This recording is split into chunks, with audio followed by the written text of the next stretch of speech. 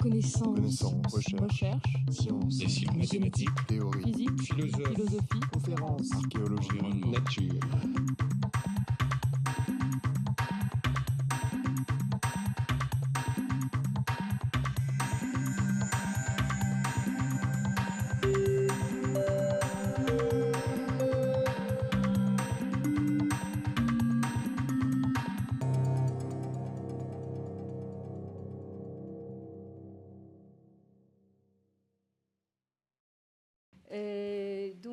Bonsoir et bienvenue à tous pour la première des conférences de professeur Sir Geoffrey Lloyd que nous avons l'immense honneur et aussi le très grand plaisir d'accueillir ici au Collège de France. Alors je pense que peut-être certains d'entre vous se souviennent que ce n'est pas donc la première visite de Sir Geoffrey Lloyd ici, mais en tout cas, il nous a fait encore l'honneur de revenir.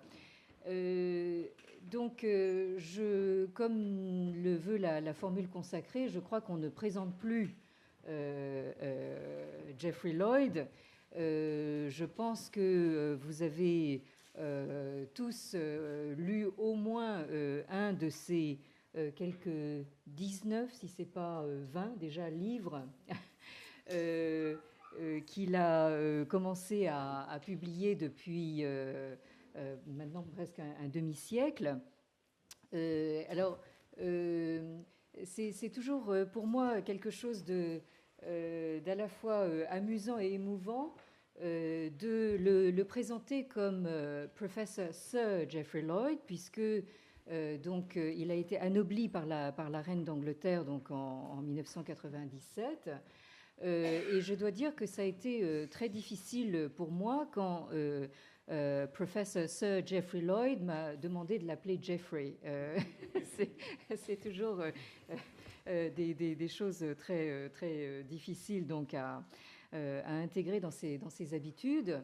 Ce que vous savez peut-être moins, c'est qu'il est marié aussi depuis un demi-siècle, ou plus d'un demi-siècle, à Madame Janet Lloyd, qui est ici, qui, en plus de toutes ses très nombreuses qualités, est francophone et une traductrice émérite. Et c'est sans doute en très grande partie grâce à elle que Sir Geoffrey Lloyd peut vous présenter ses conférences en français. Il a tenu à s'exprimer en français. Je rappelle donc que la seconde conférence aura lieu exactement dans une semaine, le 24 juin, au même endroit. Une semaine, dans une semaine. Dans une semaine, oui, c'est ça. Au même endroit, à la même heure. Alors, pour ma part, j'ai le privilège de connaître Sir Geoffrey Lloyd depuis près de 20 ans, je pense, puisque j'ai eu l'occasion de passer, de faire plusieurs séjours assez prolongés à l'université de Cambridge. Et je dois dire que j'ai toujours énormément aimé la manière dont Geoffrey Lloyd parle anglais. Ça a toujours été un plaisir en soi. Alors évidemment, je suis un petit peu déçue qu'il parle français, mais son français, vous le verrez, est tout à fait charmant. Je rappelle simplement que Sir Geoffrey Lloyd a fait pratiquement toute sa carrière universitaire à Cambridge, où il a, à partir de 1983, été le titulaire de la chaire de philosophie et de sciences de l'Antiquité, et qu'entre 1989 et 2000, il a été master de Darwin College. Encore une fois, je ne vais pas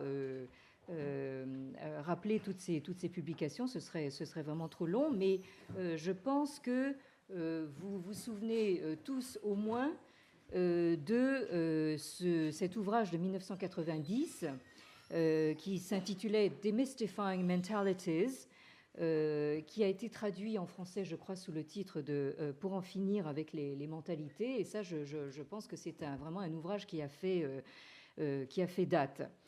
Je dois dire que j'ai eu aussi l'honneur d'être dans une table ronde qui a discuté de la rédaction du livre que Sir Geoffrey Lloyd a fait avec le professeur américain Nathan Sevin, qui s'intitule The Way and the Word et qui est paru donc en 2002. Alors, ces publications les plus récentes sont d'une part Cognitive Variations, Reflections on the Unity and Diversity of the Human Mind, donc paru en 2007, et donc un ouvrage qui fera l'objet justement de la conférence d'aujourd'hui, à savoir Disciplines in the Making, Cross-Cultural Perspectives on Elites, Learning and Innovation, donc qui est paru donc aux presses universitaires d'Oxford en 2009. Alors, je vous passerai évidemment tous les titres honorifiques qui ont été déversés en abondance donc, sur la personne de Sir Geoffrey Lloyd, et je me contenterai donc de lui passer maintenant la parole. Merci. Merci bien. Et je dois remercier chaleureusement le professeur Cheng et pour l'invitation ici et pour avoir corrigé notre français. C'est très gentil, c'est un travail assez embêtant. Et je regrette que je ne peux pas parler anglais, mais alors, je tâcherai de m'expliquer quand même en français. L'organisation de l'enseignement universitaire dans de différents pays contribue à créer l'impression superficielle que notre classification des disciplines intellectuelles soit, grosso modo, valable partout dans le monde. Il nous semble assez facile d'identifier des départements universitaires des mathématiques, des sciences naturelles, de la médecine, de l'histoire, et même ceux de la philosophie et de la religion, ou au moins de la théologie.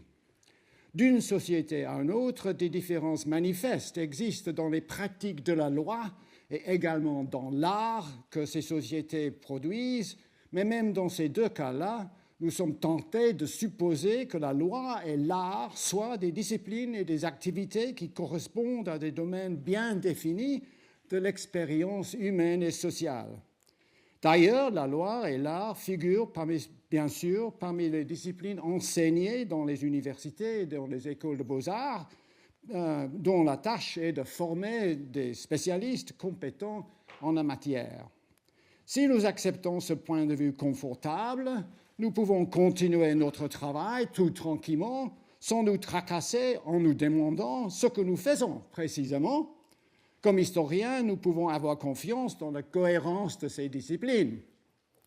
Dans mon livre récemment publié par Oxford University Press, je mets en doute cet ensemble de présuppositions en ce qui concerne les 8 disciplines que j'ai mentionnées, c'est-à-dire la philosophie, les mathématiques, l'histoire, la médecine, l'art, la loi, la religion et les sciences. D'abord, je pose la question de savoir comment ces disciplines savantes ont été définies dans des sociétés différentes. Ensuite, j'examine les rôles, autant positifs que négatifs, joués par des élites dans ces processus. Et finalement, je me demande comment et dans quelles limites l'innovation peut se produire. J'accepte que bien des aspects de notre compréhension contemporaine de ces disciplines relèvent de développement institutionnel assez récent dans l'Europe du XIXe siècle. Par exemple, l'établissement des facultés et des chaires dans les universités. Mais des périodes antérieures et d'autres cultures, en particulier la Grèce et la Chine antiques, peuvent aussi contribuer à résoudre ces questions. Faute de temps, ce soir, je dois me limiter à une très brève exposition de mes tactiques et de mes résultats, mais j'espère quand même vous donner au moins une idée de mes investigations. Une objection méthodologique fondamentale paraît menacer ce projet. Si nous disons que les mathématiques, par exemple, ou l'historiographie varient d'une société à une autre et d'une période à une autre, comment pouvons-nous identifier ces versions non standards? Sont-elles vraiment des variétés de mathématiques ou de l'historiographie, ou bien quelque chose de complètement différent? N'est-ce pas le cas que pour examiner les déviations, nous devrons nous fier à nos propres catégories habituelles?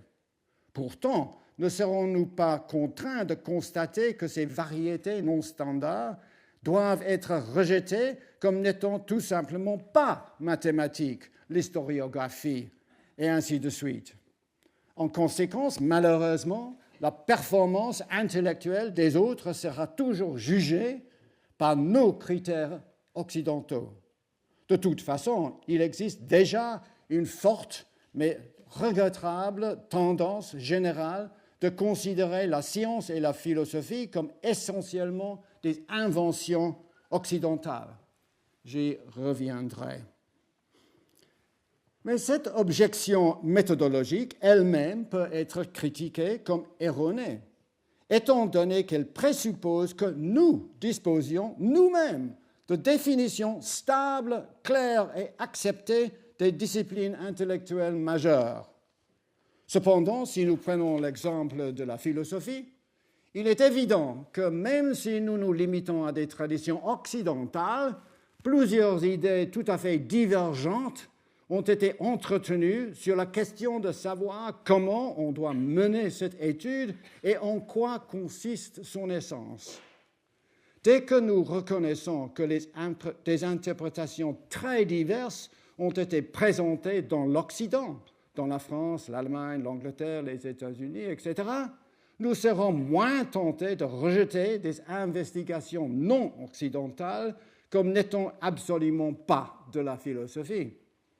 En ce qui concerne la science et la médecine, on peut accepter que la science expérimentale et la biomédecine servent de modèles dominants dans l'Europe et dans l'Amérique d'aujourd'hui. Mais même dans ces deux cas-là, les alternatives continuent d'être présentées, alternatives que nous devrions examiner plutôt que rejeter tout simplement parce qu'elles ne correspondent pas à nos modèles. Mon but est d'examiner les sources qui nous fournissent d'informations sur la création d'enquêtes systématiques dans une variété de sociétés différentes et à des périodes différentes, de poser la question de savoir pourquoi ces enquêtes étaient définies et pratiquées, comment elles l'étaient, d'investiguer les arguments qui soutenaient les prétentions d'expertise de ces groupes et d'analyser les effets de la professionnalisation des champs de recherche qui en résultaient. Mon point de départ sera bien sûr les similitudes et les points de contact qui servent de liaison avec les concepts qui nous sont familiers. Mais j'arrive finalement à une compréhension beaucoup plus large de l'étendue légitime de ces disciplines-là. Chemin faisant, je tâcherai d'identifier quelques-uns des facteurs qui stimulent ou qui empêchent la croissance des enquêtes et d'en tirer des conséquences pour notre propre situation contemporaine. J'espère de montrer comment les frontières qui séparent les disciplines puissent inhiber une telle croissance. Une complication considérable provient des prétentions hégémoniques que certaines disciplines réclament. Quand la religion se présente comme suprême, cette réclamation sera peut-être fondée sur l'argument que toute activité humaine doit être subordonnée au culte de Dieu. L'historiographie, elle, se considère le meilleur guide que nous avons pour l'avenir, tandis que la science se représente comme la discipline qui nous informe sur la question de savoir vraiment comment le monde naturel fonctionne. À ces réclamations-là, la religion répondra peut-être que l'histoire révèle les projets de Dieu et que même si la science puisse expliquer comment les choses se passent, elle ne peut pas prononcer sur le pourquoi des événements, lequel est précisément la tâche de la religion. Intervenant dans de tels débats, les philosophes maintiendront que seule la philosophie est compétente de décider ces questions. Comme discipline de second ordre, la philosophie serait suprême, puisque sa tâche à elle est de résoudre les questions qui relèvent des sujets, des méthodes, des buts et des critères de toutes les autres études, la loi, l'art et les mathématiques inclus. Mais de telles opinions ne sont jamais les seules qu'on en trouve, même chez les spécialistes. Ces prétentions hégémoniques illustrent d'une part le fait que les frontières entre disciplines sont disputées et d'autre part que les problèmes qui en résultent ne sont pas uniquement d'une nature abstraite, car il s'agit de valeurs importantes et d'idées divergentes sur le prestige de différentes disciplines. Les 8 disciplines que j'ai mentionnées sont très hétérogènes, mais elles manifestent plusieurs traits récurrents. Aujourd'hui, je vais me concentrer sur la loi, la médecine et l'historiographie. J'aurai quelques observations à faire à propos de la philosophie, et dans la conférence que je donnerai la semaine prochaine, j'expliquerai comment je vois la science dans une perspective historique. Mais je n'aurai malheureusement pas le temps d'affronter les autres disciplines. Pour les 3 disciplines que j'ai choisies pour aujourd'hui, l'identification des buts de chacun, pris dans un sens large, ne paraît pas problématique.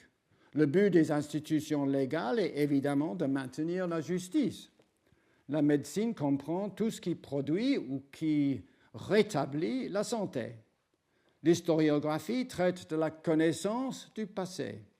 Tous les 3 programmes paraissent ainsi assez clairs. Tous les 3 répondent à des besoins et à des intérêts humains très généraux, voire universels. Mais ces définitions-là ne sont pas du tout satisfaisantes, car tout dépend de comment on comprend la justice, la santé ou la connaissance du passé. Prenons d'abord la loi. On a beau dire que toujours et partout il s'agit des règles et des institutions qui sont vouées à garantir la justice. Mais des idées bien divergentes ont été maintenues sur la question de savoir comment obtenir ce résultat. Et qu'est-ce que c'est que la justice? S'agit-il de ce que les lois décrètent? Et sur quelle base la décrètent-elles? Est-ce qu'on peut les contester? Est-ce qu'on peut les changer, soit au nom de la moralité ou simplement pour satisfaire à un programme politique? Beaucoup de sociétés ont des codes très élaborés, mais leurs rôles ne sont pas toujours transparents. Ils peuvent donner l'impression d'une liste de règles qui doivent être appliquées dans les tribunaux. Mais un de nos plus anciens codes montre déjà que cela est illusoire. Je parle du code de Hammurabi, qui date du XVIIIe siècle avant notre ère. Sa fonction, comme les spécialistes l'ont montré, était plutôt de fournir un modèle idéal, essentiel pour la formation des magistrats qui devaient apprendre comment dispenser la justice. Il ne s'agissait pas d'un ensemble de règles à appliquer directement au cas concret. Bien d'autres sociétés ne possèdent pas de tels codes écrits. Pour justifier un jugement, il faut donc faire appel à la mémoire collective ou à l'autorité de ceux qui sont censés avoir une connaissance supérieure en la matière ou qui possèdent tout simplement plus de pouvoir politique. Encore plus importante est la possibilité que l'on croit que les lois, écrites ou non écrites, soient sanctionnées par la divinité. Dans ce cas, l'autorité suprême est le Dieu ou ses paroles, un texte sacré interprété par ses porte-paroles. Le Coran, par exemple, proclame ce que l'on doit croire et comment on doit se conduire.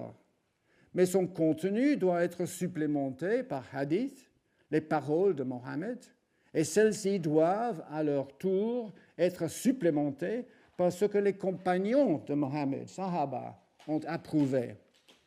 Tout cela veut dire qu'au niveau local, les juges, les qadis, jouissent d'une certaine discrétion. Traditionnellement, ils étaient assistés par un corps de témoins accrédités, sélectionnés selon des procédures traditionnelles d'évaluation et de certification. Là où questionner le code implique questionner la parole de Dieu, la loi devient évidemment subordonnée à la religion. Mais si les lois sont dépourvues de sanctions religieuses, leur stabilité pose problème. Les Grecs avaient un concept de loi non écrite supposée universelle. Mais le contenu de telles lois était disputé. Dans les Mémorabilia de Xénophon, il y a un débat entre Hippias et Socrate là-dessus. De notre point de vue, peu importe si ou non ce débat soit une invention de Xénophon lui-même. Les deux, Hippias et Socrate, sont d'accord que ces lois non écrites comprennent le culte des dieux et d'honorer ses parents. Mais ils ne sont pas d'accord sur l'inceste ni sur le devoir de manifester sa reconnaissance pour les bienfaits reçus. Et un problème bien plus important était posé par l'idée que la transgression des lois divines fut toujours punie. À ce point-là, la théodicée risque de dégénérer en ce qu'un réaliste appellerait wishful thinking, un optimisme totalement illusoire. D'autre part, il y avait des énonciations bien articulées d'un point de vue cynique ou réaliste, selon lequel la loi serve aux besoins du régime politique au pouvoir et la force ait toujours raison. Sur la question de savoir si on doit se fier plutôt aux magistrats qu'aux lois elles-mêmes, Platon dit des choses différentes dans des dialogues différents. Laissons maintenant le problème théorique à côté. La situation concrète dans la plupart des cités-États grecs était toute particulière quant à un point important. En Babylonie, en Chine, dans l'islam, il y avait des corps de magistrats plus ou moins professionnels qui étaient responsables pour l'administration de la justice. En Grèce, par contre, dans les démocraties surtout, les procès étaient jugés par des groupes de citoyens privés. Dans les dicastéries, ceux-ci, des citoyens, jouaient le rôle des juges et de jurys. Ils décidaient la culpabilité et l'innocence et ils déterminaient les amendes. Alors, à un bout du spectre, la Grèce, la dispensation de la justice était l'affaire d'individus privés qui avaient sans doute beaucoup d'expérience, mais pas de formation officielle. Tandis qu'à l'autre bout, la Chine par exemple, les qualifications de ceux qui allaient jouer le rôle des magistrats étaient strictement contrôlées. Dès qu'une élite professionnelle fut installée, ses membres tendaient naturellement à former un cadre exclusif pour empêcher aux outsiders de questionner leurs décisions ou de pénétrer les rangs de magistrats accrédités. La Chine, en effet, fournit un exemple frappant où nous pouvons tracer la croissance de la professionnalisation et ses conséquences. La question de savoir si les lois écrites étaient ou non un avantage était fortement disputée. On attribuait à Confucius l'idée qu'elle n'était pas un pur bénéfice. Dans une histoire fameuse racontée dans les entretiens, quand un choix se posait entre ce que les lois dictaient et les considérations familiales, Confucius favorisa ces derniers. Le duc de She vante un modèle de vertu dans son état, un fils qui a dénoncé à son père qui avait volé un mouton. Confucius répond que chez lui, les gens se font une idée bien différente de ce que c'est le droit. Les pères cachent les délits de leurs fils et les fils cachent ceux de leurs pères. Mais c'était une opinion vivement rejetée par l'école de loi, le Fajia. Han Feizi attaque et Confucius et Mozi et leurs disciples, exposant les désaccords entre les deux et à l'intérieur de chaque groupe aussi. Si vous approuvez la piété de Confucius, dit Han Feizi, vous devez condamner Mozi pour son impiété, sa perversité, Li. Il est absurde de penser que la vertu seule puisse assurer le bon ordre. La bienveillance peut vous amener à verser des larmes et à résister à appliquer les châtiments, mais la loi montre manifestement qu'il faut les appliquer. Tandis que les écoles chinoises discutaient des questions telles que si ou dans quelles circonstances on pourrait changer les lois, les documents administratifs qui nous sont parvenus manifestent une attention extraordinaire pour les détails. Mais l'élaboration de la loi ne manquait pas de désavantages, en particulier la confusion créée par la démultiplication des précédents. Le Hanshu nous informe qu'à propos de la peine de mort, il y avait 409 articles comprenant 1881 instances et qu'il y avait 13 472 précédents juridiques qui traitaient des crimes qui méritaient la mort.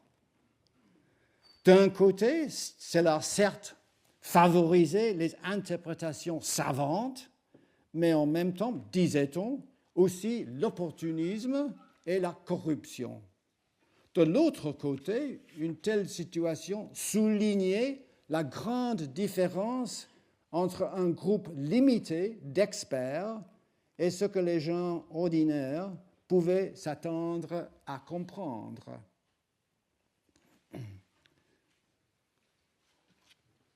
J'aborde maintenant la médecine, où on trouve une situation analogue au moins sous certains aspects. Si le but de la médecine est d'assurer la santé, la définition de santé reste controverse, même dans la biomédecine moderne occidentale. Selon un point de vue minimal, la santé consiste en l'absence de toute maladie reconnaissable. Mais selon une notion plus large, la santé implique beaucoup plus. L'accomplissement et la préservation du maximum de force mentale et physique dont l'individu est capable. Dès que des éléments psychologiques entrent en considération, on peut se demander si le vrai bien-être ne dépend pas de facteurs extérieurs. Est-il possible de jouir d'un vrai bien-être sous un régime politique répressif ou totalitaire? Tout dans le cas de la loi, ce qui se représente comme une connaissance correcte de la médecine peut être contenu dans des écrits, des canons, lesquels doivent être maîtrisés par tous qui voudraient entrer dans les rangs des praticiens professionnels. Mais on trouve aussi l'opinion selon laquelle on ne peut apprendre à être médecin simplement en lisant les livres, comme Aristote l'a déjà suggéré. Les sociétés non lettrées, elles aussi, souvent comprennent des guérisseurs dont l'autorité repose plutôt sur leur réel ou imaginé succès comme praticiens. Mais certaines sociétés n'ont pas de guérisseurs spécialistes du tout. Un exemple parmi beaucoup nous est fourni par les Gnao de Papou-Nouvelle-Guinée, étudié par mon ami Gilbert Lewis. Là, les malades eux-mêmes sont responsables de décider s'ils ne sont pas bien. Ils peuvent avoir leurs propres idées sur le pourquoi ou sur la nature du mal dont ils souffrent, l'équivalent d'une diagnose, et des amis, des parents et d'autres membres de leur communauté peuvent aussi contribuer leurs idées là-dessus. Mais à la fin du compte, les malades eux-mêmes décident qu'ils sont malades. Et ce sont également eux qui décident qu'ils sont rétablis. Dans une première phase, le malade se retire au fond de sa hutte et ne participe pas dans les activités régulières de la communauté. Dans une seconde phase, il rejoint la communauté. Entre-temps, l'aide qu'il reçoit, son traitement, consiste non seulement du support moral et de sympathie, mais aussi d'activités communautaires, des rituels par exemple, qui eux aussi expriment une solidarité avec le malade. Mais aucun guérisseur spécialiste ne s'y mêle. En contraste avec la situation qui obtient dans la loi, dans la médecine, plusieurs styles peuvent coexister dans une seule société.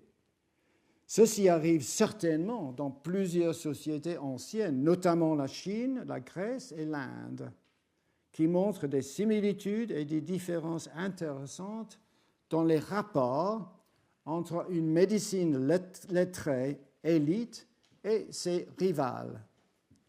Cette coexistence persiste encore aujourd'hui, bien que les concours modernes entre systèmes rivaux aient été transformés par la croissance d'une biomédecine qui fait appel aux sciences biologiques pour justifier leur pratique. Néanmoins, les points les plus importants pour une étude comparatiste de la médecine sont d'abord le fait que le sujet n'est pas forcément dominé par une élite, et deuxièmement, que dans l'histoire du sujet, les tactiques adoptées par les élites que nous rencontrons varient. Pour certains, la maîtrise d'un corpus de textes canoniques est la clé, mais en même temps, l'interprétation de ces textes-là est régulièrement contestée. Nous avons tous besoin de la médecine et de la loi, mais dans ma troisième discipline, l'historiographie, nous entrons dans un territoire plus problématique. Il ne va pas sans dire que chaque groupe humain s'intéresse également dans son passé. Et même parmi eux qui montrent un tel intérêt, les façons dans lesquelles ils se manifestent varient énormément. L'idée que le temps constitue un continu conduisant du passé à travers le présent vers l'avenir n'est pas universelle, comme les anthropologues nous ont montré. Dans quelques sociétés, le temps des héros ou des dieux est qualitativement différent du temps d'aujourd'hui. C'est le cas de la Grèce antique, comme Vernon et Vidal-Naquet ont montré il y a 50 ans.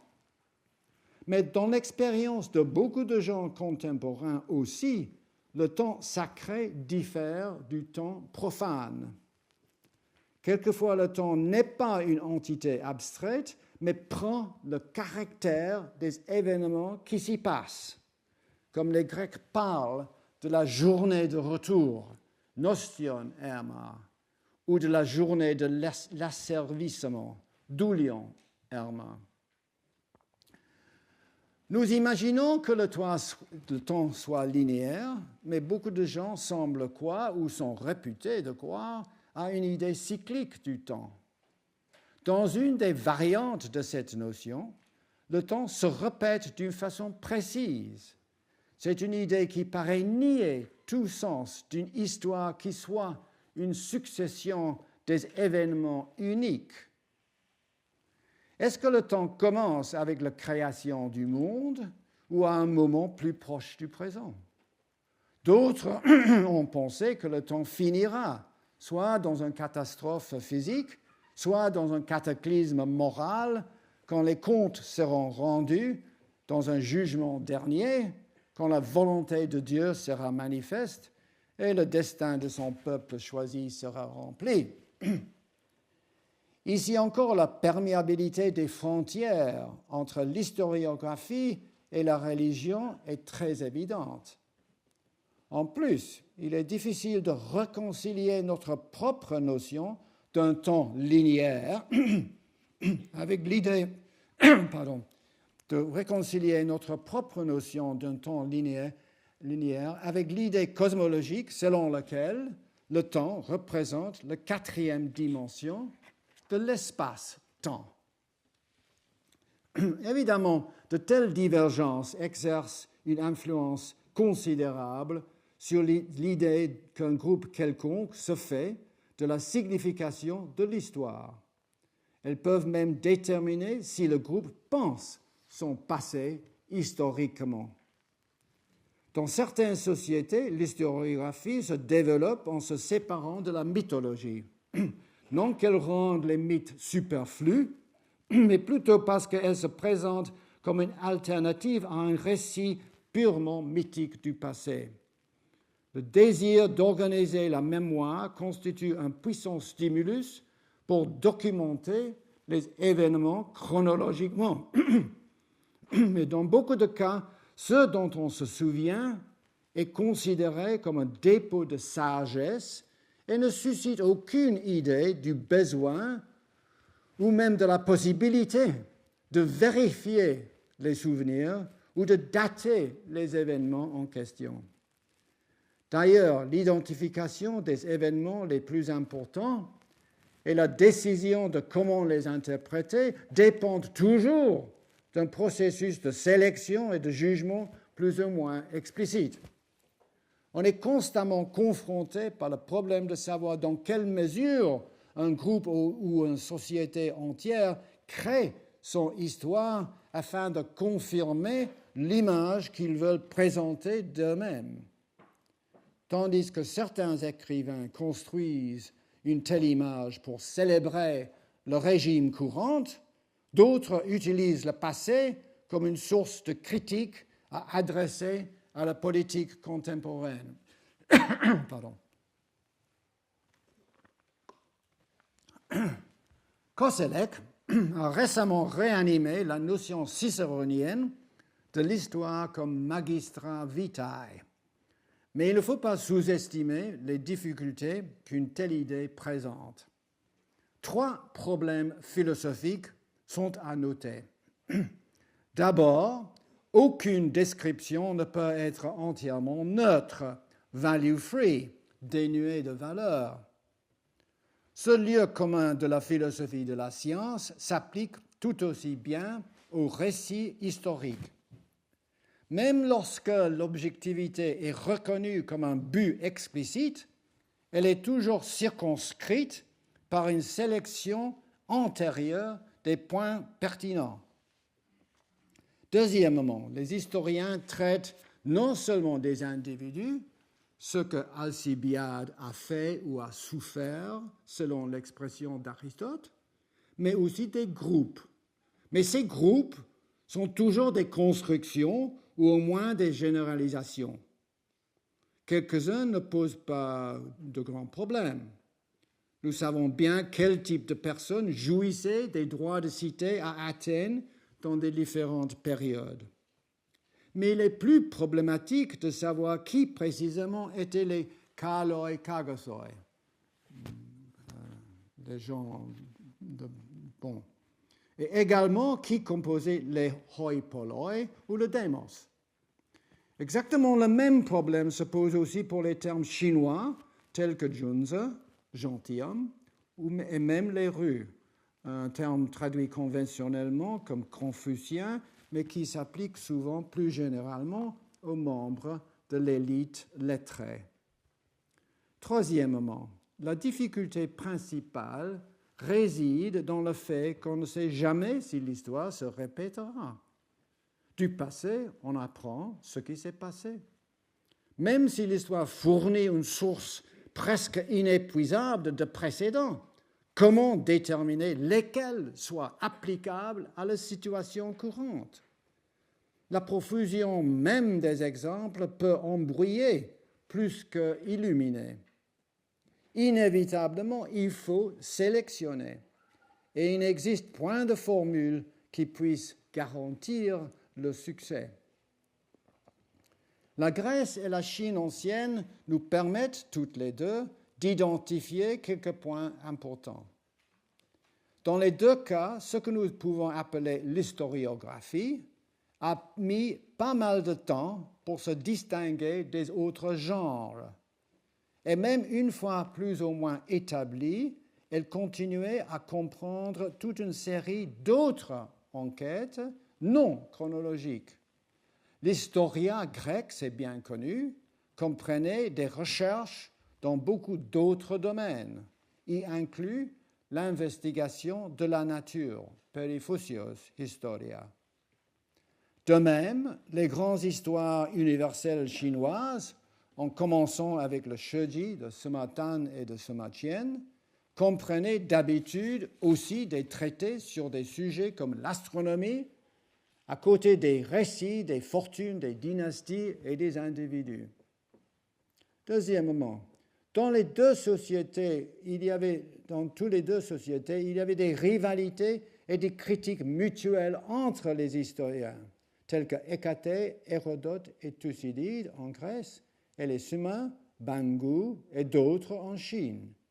Il s'agissait non seulement de désaccords sur les points de vue exprimés, mais aussi sur la finalité de leur récit et même sur les conceptions implicites ou explicites de la fonction de l'histoire elle-même. Troisièmement, notons un point de contraste entre la Grèce et la Chine. La plupart des historiens chinois étaient des fonctionnaires. Sima Tan et Sima Qian étaient employés comme taishe, grands scribes, et plusieurs historiens postérieurs étaient chargés directement d'écrire l'histoire de telle ou telle dynastie. Par contre, en Grèce, les historiens étaient tous des individus privés. Il est vrai qu'à Rome, la situation est plus compliquée, mais Tacite, par exemple, semble avoir gagné sa réputation grâce à sa position sociale plutôt que comme une conséquence d'une position officielle. On pourrait peut-être imaginer que pour les écrivains employés par des autocrates, il serait impossible d'exprimer des jugements critiques sur la conduite de leurs patrons, tandis que ceux qui vivaient dans les démocraties auraient la liberté de dire tout ce qu'ils voulaient. Mais cela serait grossièrement simpliste. En pratique, le gouvernement d'un seul souverain servait de modèle plus ou moins constant en Chine, mais cela n'empêchait pas des commentateurs de développer des techniques indirectes et subtiles pour réprimander tel ou tel roi, même au prix de courir des dangers considérables. Sous les empereurs romains aussi, les historiens employaient la condamnation des souverains passés pour critiquer le comportement de l'empereur présent.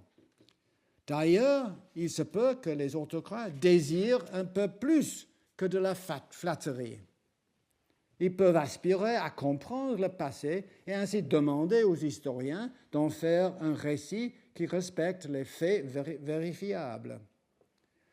À l'inverse, les historiens qui vivaient dans les démocraties n'ont pas nécessairement ajusté leur récit pour plaire aux chefs politiques du moment, mais ils n'ont pas toujours résisté à la tentation d'exagérer les gloires d'un régime démocratique. Même ce coup d'œil très bref sur un échantillon minime des écrits historiographiques grecs et chinois dont nous disposons sert à suggérer qu'il ne s'agit pas d'un genre simple bien défini, mais plutôt d'un complexe de styles plus ou moins liés les uns aux autres. Ce qu'ils ont tous en commun et qui nous permet justement de continuer à les considérer tous comme des modes d'historiographie, c'est un intérêt dans le passé, même si les emplois de ce passé varient, comme je l'ai dit, énormément. Et cette situation continue aujourd'hui. L'histoire n'a pas pu devenir une discipline professionnelle avant d'avoir gagné sa place dans les cours universitaires, mais cela ne veut pas dire que les batailles sur ses buts et ses méthodes ont cessé. l'historiographie nationaliste a trouvé son apogée dans le XXe siècle, mais les controverses sur le contenu des cours continuent. Ces points ont récemment été largement étudiés ici en France, mais une situation pareille existe aussi de l'autre côté de la Manche. Le livre de E.H. Carr, Qu'est-ce que c'est que l'histoire? What is History? Publié en 1961, a causé une véritable tempête et tous les historiens les plus importants, Berlin, Elton, Butterfield, Trevor Roper, ont contribué leurs prescriptions particulières sur ce dont la jeunesse anglaise avait besoin dans leur formation. Les débats dans l'Antiquité sur l'âme de l'historiographie se comprennent facilement, étant donné le besoin de s'établir comme un genre réputé. Mais il serait une erreur de penser que les problèmes ont disparu et nous devrions donc prêter notre attention à la variété des pratiques et des concepts que nos sources anciennes nous ont légués. Si l'historiographie pose les problèmes que je viens d'indiquer, une étude comparatiste de la philosophie et de la science se trouve face à des difficultés encore plus sérieuses, puisque toutes les deux disciplines continuent souvent à être considérées en tant que phénomènes exclusivement occidentaux. La science présente évidemment davantage de problèmes, étant donné que beaucoup de gens acceptent la notion d'un grand partage, une séparation radicale entre les sciences naturelles et expérimentales depuis la révolution scientifique européenne du XVIe et XVIIe siècle, d'un côté, et de l'autre, tout ce qui s'est passé avant et en grande partie depuis en dehors de l'Europe. Mais dans ma seconde conférence, je tâcherai de passer en revue ce que l'on puisse dire à propos des sciences anciennes, non pas seulement en Grèce, mais aussi en Chine et en Mésopotamie. Mon argument clé sera que la science doit être définie non pas par les résultats, qui sont toujours sujets à révision, ni par une référence à la méthode scientifique, comme s'il y en avait juste une seule, valable pour toute investigation, mais plutôt par ses buts, c'est-à-dire l'effort systématique d'entreprendre des observations, de classifier les phénomènes, de les expliquer, de les prédire, bref, de les comprendre. Dans le cas de la philosophie, on a souvent essayé de rejeter l'idée qu'il existait de la philosophie réelle et non pas simplement de la sagesse, aux Indes et en Chine, par exemple, ce dernier étant le sujet d'une excellente collection d'articles dirigés par le professeur Cheng. Ici aussi, l'eurocentrisme s'avère excessivement borné. Mais même si nous nous limitons à l'Europe, nous y trouvons une assez grande variété de conceptions de la philosophie et de la bonne façon de la pratiquer. Quand j'ai fait mes études à Cambridge dans les années 50, l'histoire de la philosophie était exclue de la philosophie. Et cela continue souvent d'être le cas en Angleterre, bien que pas chez nous à Cambridge. Mais à cette époque-là, on n'enseignait pas à Cambridge la philosophie dite continentale, l'existentialisme, la phénoménologie, même Hegel et Nietzsche. Et comme j'ai déjà fait remarquer, on continue à trouver des différences majeures dans les intérêts principaux des différents pays de l'Europe et de l'Amérique du Nord. Face à cette situation, il serait arbitraire d'essayer de donner une définition définitive de la philosophie. Pour ma part, je ne hasarderai pas une telle définition. Mais je défendrai une compréhension assez large de la philosophie en ce qui concerne deux courants d'investigation en particulier, des réflexions sur la moralité et sur le raisonnement. Si l'on accepte que les questions de la moralité soient une des préoccupations majeures de la philosophie, je ne veux pas dire comment être moral, mais plutôt des discussions sur le fondement de la moralité et sur la nature du bon et du mauvais, alors ces intérêts-là peuvent être exemplifiés dans beaucoup de sociétés, et lettrées et non lettrées. Les textes chinois nous offrent maints exemples comme la controverse fameuse entre Mengzi, Gaozi et Xunzi dans le 4e et le 3e siècle avant notre ère, sur la question de savoir si la nature humaine, Xing, était essentiellement bonne ou mauvaise, ou ni l'une ni l'autre. Et les Chinois exprimaient aussi un intérêt dans leur raisonnement correct. Quoiqu'il n'existe pas de logique formelle comme telle en Chine ancienne, on y prête attention à des questions telles que l'inconséquence. On employait le terme « bei » pour cela. Et la notion était illustrée par l'histoire d'un marchand qui vendait non seulement des boucliers qui, selon lui, pouvaient résister à n'importe quelle lance, mais aussi des lances qui pouvaient pénétrer n'importe quel bouclier. L'inconséquence, l'incompatibilité était ainsi exprimée métonymiquement comme lance et bouclier, Mao Dun. J'ajouterai qu'un tel intérêt dans le raisonnement se trouve dans plusieurs sociétés non lettrées. Je pense par exemple aux études de Gluckman sur le Lotzi d'Afrique du Sud, qui sont très fiers de leur capacité, non seulement dans la pratique de la rhétorique, mais aussi de leur théorie là-dessus. Ils discutent d'une façon sophistiquée les vertus et les vices des orateurs, se servant d'un vocabulaire subtil et riche à ce but. La philosophie prend des formes différentes dans des sociétés différentes, bien que, évidemment, pas toutes les formes sont représentées en chaque société. Chacune des 8 disciplines que j'ai étudiées dans mon livre apparaît comme un amalgame de programmes plus ou moins étroitement liés, plutôt que comme une unité bien définie. Dans la plupart des cas, nous trouvons des vues rivales en dedans d'une société unique, des débats et des controverses sur les questions où il s'agit de comment définir le sujet et comment le pratiquer. Et bien sûr, nous trouvons d'autres différences entre les traditions qui se développent dans des sociétés différentes.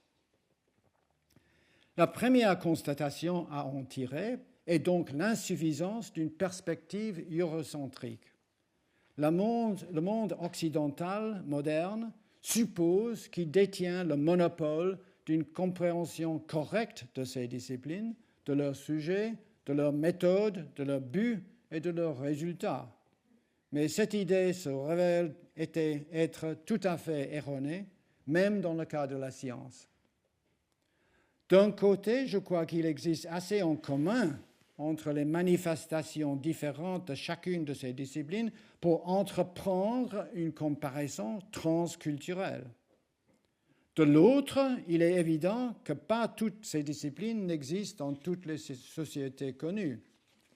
Même là où les disciplines répondent à des besoins ou des ambitions humaines répandues, comme dans le cas de la médecine et de la loi, elles ne sont pas conçues d'une façon identique. Nous sommes confrontés à une espèce de double bind, double tranchant, dans les développements des disciplines. D'une part, pour s'établir, ils ont besoin de chefs, de pionniers charismatiques et des cadres bien organisés. Cela est plus ou moins essentiel si une discipline veut gagner le soutien de l'État ou des patrons importants.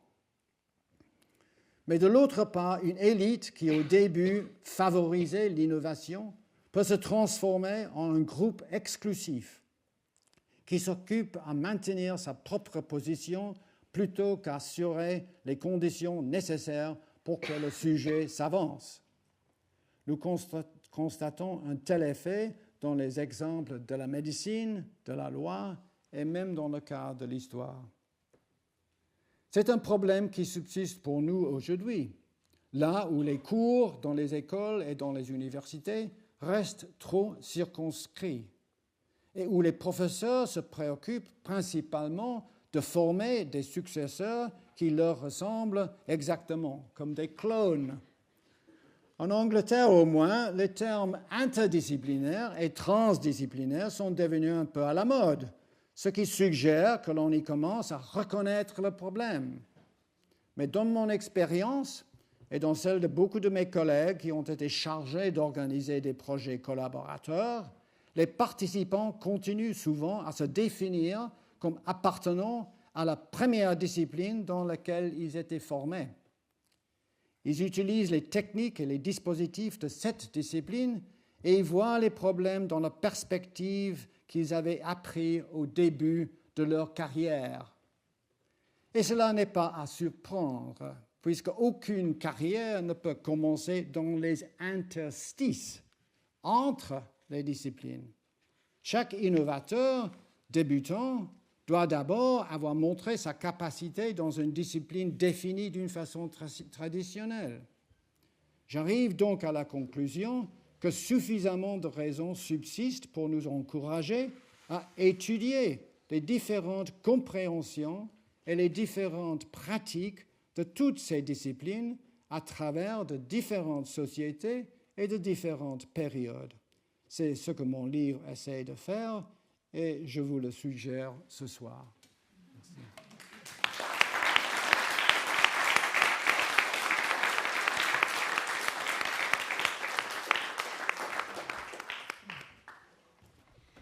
Bien, je crois que nous pouvons tous remercier très chaleureusement le professeur Lloyd pour cet exposé qui est à la fois englobe très largement et en même temps envoie des coups de sonde très précis sur des questions qui nous préoccupent tous.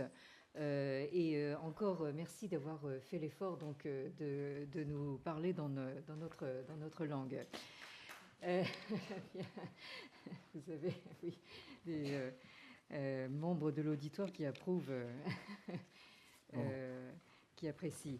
Alors, je crois que, encore une fois, nous connaissons tous donc les travaux de Sir Geoffrey Lloyd, mais vous aurez compris en live, si on peut dire, que nous avons affaire donc évidemment à l'éminente helléniste que tout le monde connaît, mais qui, au lieu justement de s'installer dans le confort académique de quelqu'un de parfaitement établi, reconnu et respecté dans sa discipline, ne s'est jamais accommodé de ce confort intellectuel.